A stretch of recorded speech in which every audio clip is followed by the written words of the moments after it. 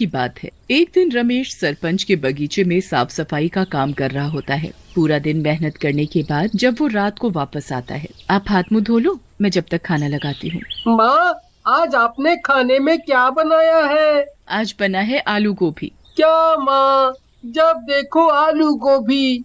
मुझे तो मुर्गा खाने का बहुत मन है, पर माँ रोज रोज आलू गोभी बना देती है। ठीक है, आज ये आलू गोभी खा लो, कल मैं मुर्गा ले आऊंगा, फिर खूब पेट भर कर खाना। काफी रात हो जाती है, सब लोग सो जाते हैं। उसके बाद एक भूत उनके घर में घुस आता है और ऐसे घूम रहा होता है जैसे किसी की तलाश में है। ये इस गांव का आखिरी घर था, पर अब इस घर में भी कोई मुर्गी नहीं है। अब मैं क्या करूं? मैंने गांव के सारे मुर्गे मुर्गी तो पहले ही चुरा लिए हैं, पर वो सब मिलाकर 100 ही हुए हैं। अब 101 की गिनती पूरी करने के लिए आखिरी मुर्गा कहाँ से लाऊं? भूत निराश होकर घर से वापस जाने लगता है, पर अचानक उसे एक ख्याल आता है। क्यों ना मैं अंदर सो रहे उस बच्चे को ही मुर्गा बना दूं। ऐसे मेरे पूरे 101 मुर्गों की गिनती पूरी हो जाएगी।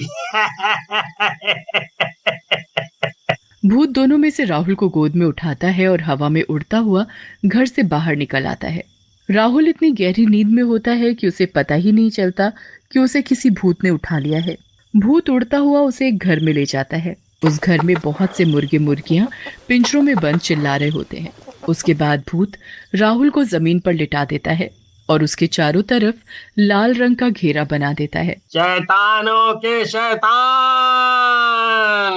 ये है आपका नया मेहमान।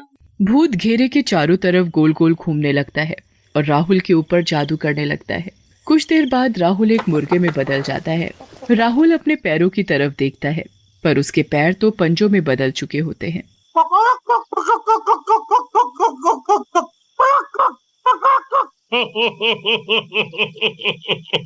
आखिर हो ही गए मेरे पास पूरे 101 मुर्गे।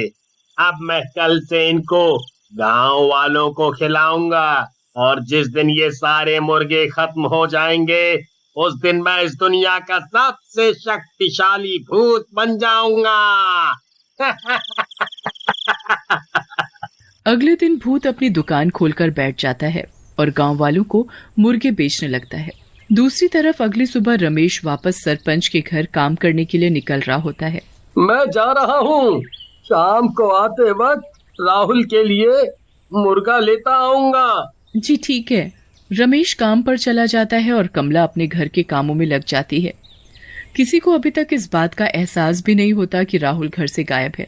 राधिका भी उठकर घर के काम में अपनी माँ का हाथ बटाने लगती है। राधिका, जरा इस राहुल को जाकर उठाना तो।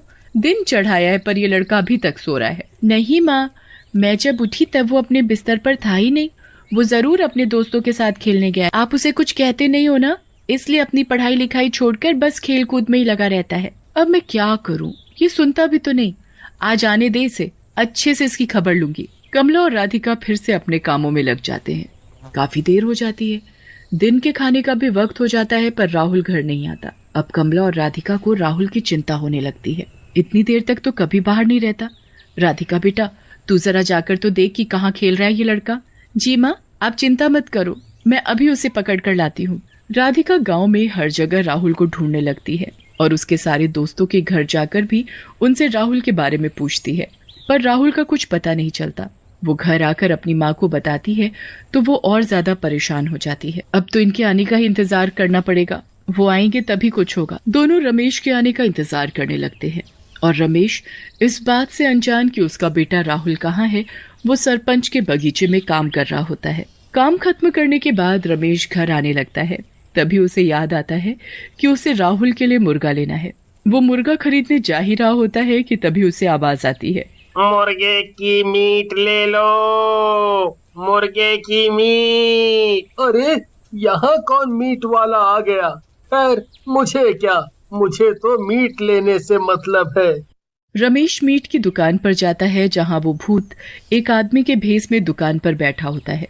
उसकी दुकान में खूब सारे पिंजरे होते हैं जिसमें उस भूत ने अपने सारे मुर्गों को बंद कर रखा होता है। अरे भाई, ये दुकान पहले तो यहाँ नहीं थी। हाँ भाई साहब, मैंने आज ही ये दुकान खोली है। अच्छा, ये तो अच्छी बात है।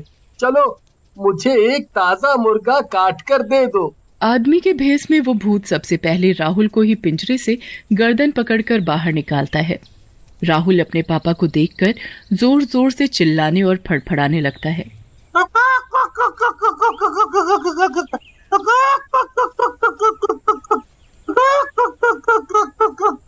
रमेश को कुछ अलग सा महसूस होता है।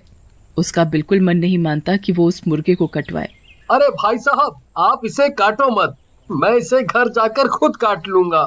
आप मुझे ये मुर्गा ऐसे ही दे दो। मैं काटूं या ये आदमी? मुझे तो इन सब मुर्गों की मीट इन गांव वालों को खिलाने से मतलब है। क्या हुआ भाई साहब, मुर्गा नहीं देना क्या? जी जरूर देना है भाई साहब। आप ये मुर्गा पकड़ो और घर जाकर ताजा ताजा काट कर खाना।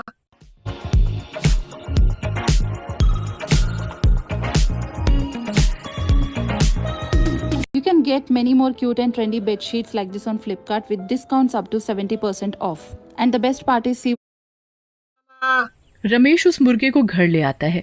वो कमला और राधिका को ऐसे रोते देख हैरान होता है। क्या हुआ तुम दोनों को, रो क्यों रहे हो? राधिका सारी बात अपने पापा को बताती है। हे भगवान, ये कैसे हो गया? राहुल ऐसे कैसे गायब हो सकता है? अभी कुछ दिनों से मैं हमारे गांव में मुर्गे मुर्गी चोरी होने की बातें सुन रहा था, पर आज तो हमारा बच्चा ही गायब हो गया।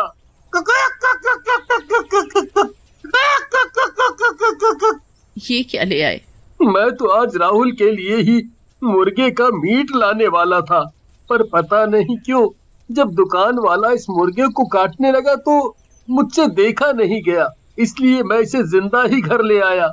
अब इसे यहीं छोड़ो और अपने राहुल को ढूंढो। रमेश और कमला सुबह होते ही वापस राहुल को ढूंढने निकल पड़ते हैं, पर पूरे गांव में राहुल का कुछ पता नहीं चलता। वो निराश होकर घर वापस आते हैं तो उनका मुर्गा उछलता हुआ खुशी से उनके पास आकर चिपकने लगता है। क्या मुसीबत है ये, हटाओ इसे मेरे पास से। एक तो मेरा बेटा नहीं मिल रहा और ऊपर से ये मुसीबत। बहुत दिन गुजर जाते हैं पर राहुल का कुछ पता नहीं चलता।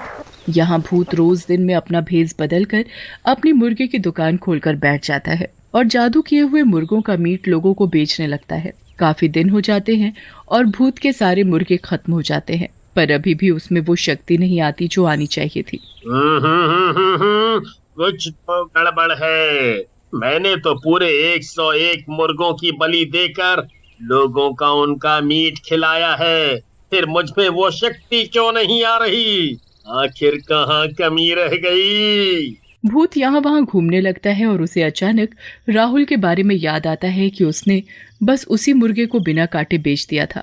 कहीं वो बच्चा जिसे मैंने मुर्गा बनाया था वो अभी तक जिंदा तो नहीं? कहीं ऐसा तो नहीं कि उस आदमी ने उसे मारा ही ना हो?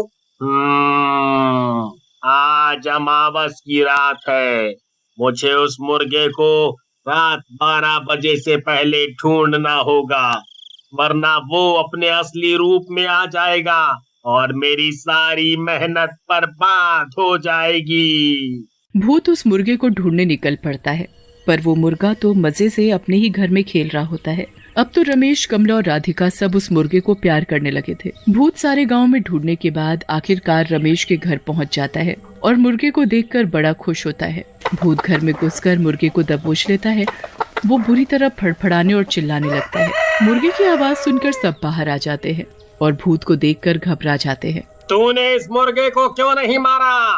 तेरी वजह से मेरी सारी मेहनत बर्बाद होने वाली थी। इस मुर्गे को छोड़ दो, ये हमारा है।